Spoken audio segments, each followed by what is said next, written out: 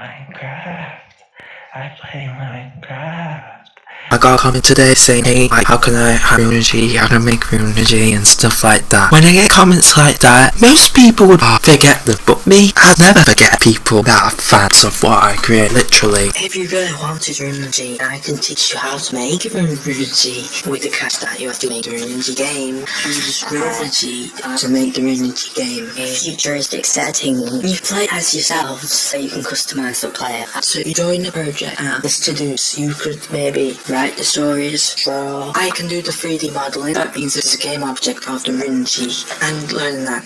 But this project is kind of like how you can get runergy. You know, everyone is make runergy, like runergy simulation, which is a third-person RPG featuring Minecraft. I love paradoxes in my life. As a creative, that helps me get drive, ambition, and focus and determination. Maybe you have autism and have lots of distractions, or you have these issues that I'm Dapper, and I'm the leader of the runergy game project, which I've been working on for about 2 or 3 years now. It started off with just videos, because I love making videos. It's my own style. This is really skillful. The runergy game project is a third-person game. If you wanted to join it, you first have to message me on Discord. I have a personal Discord that having your support.